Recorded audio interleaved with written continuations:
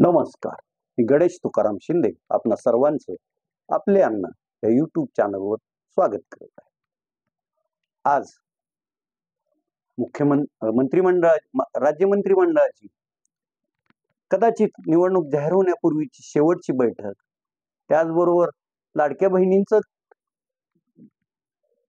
अभिनंदन आणि त्यांच्याकडून कौतुक स्वीकारण्यासाठी सोलापूरचा कार्यक्रम, हे सर्व कार्यक्रम मुख्यमंत्री आजारी असल्यामुळे आज रद्द करण्यात आले. कदाचित मुख्यमंत्र्यांना वैद्यकीय सल्ला देण्यात आला आहे की तुम्ही आराम करा. मात्र त्यांना किती तासाचा आराम करा हे डॉक्टरांनी सांगितलं आहे, याची माहिती मात्र मिळू शकली नाही.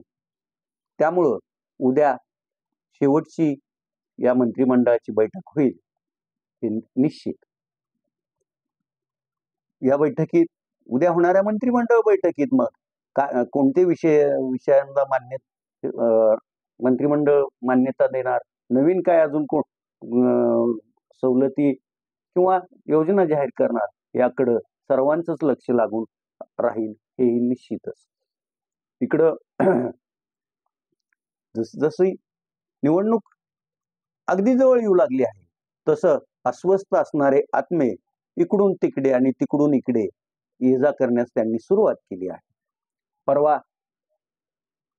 हर्षवर्धन पाटील यांनी राष्ट्रवादी शरदचंद्र पवार पक्षात प्रवेश केला, तर अनेक काळ शरदचंद्रजी पवार यांचे निष्ठावान असलेल्या पैकी एक होते ते फलटणचे रामराजे निंबाळकर. ते परवाच्या फुटीत अजित दादा पवार यांच्या बरोबर गेले. मात्र तेही आता अस्वस्थ असून तेही शक्यता येत्या 2-3 दिवसात किंवा दसऱ्याच्या दिवशी किंवा दसऱ्याच्या दुसऱ्या दिवशी राष्ट्रवादी शरदचंद्र पवार पक्षात प्रवेश करणार आहे.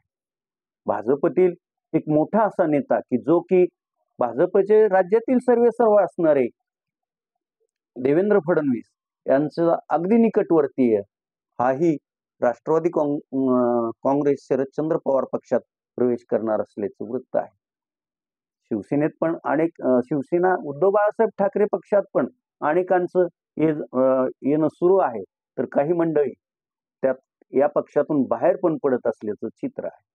नवी मुंबई येथील अनेक वर्षापासून राजकारणात असलेले विजय नाहटा हे जेव्हा शिवसेना एकनाथ शिंदे पक्षाला बेलापूर आणि येरोली हे दोन्ही मतदारसंघ सुटू शकणार नाहीत हे त्यांच्या लक्षात येताच त्यांनीही राष्ट्रवादी काँग्रेस शरदचंद्र पक्षात प्रवेश करण्याचा निर्णय घेतलेला आहे आणि तो कदाचित आज संध्याकाळी किंवा उद्या पण होऊ शकेल.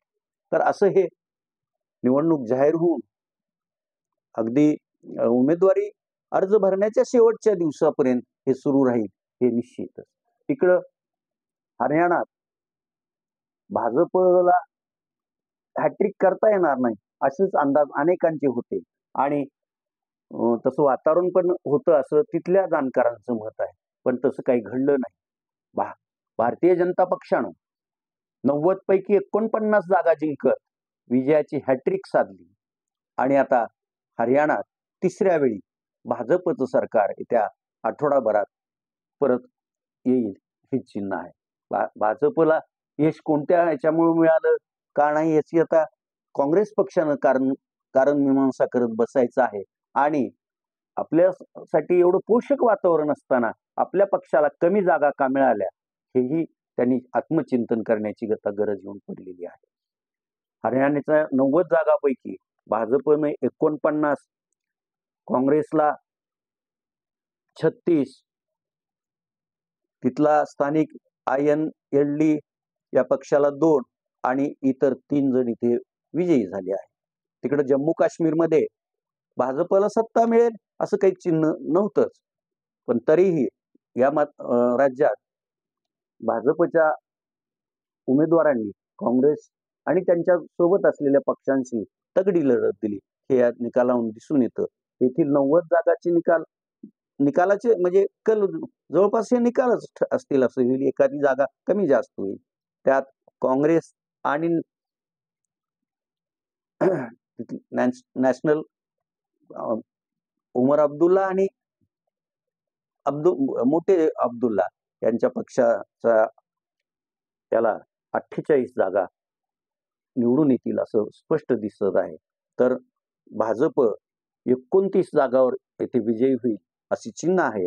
तर PDPला अवघ्या 3 तर इतर 10 जण निवडून येतील असेच आतापर्यंतचे अंदाज आहेत. आणि यात एखाद दुसरा जागेचा बदल होईल, पण हे असंच राहील. त्यामुळं हरियाणात भाजपची तर जम्मू काश्मीरमध्ये काँग्रेस आणि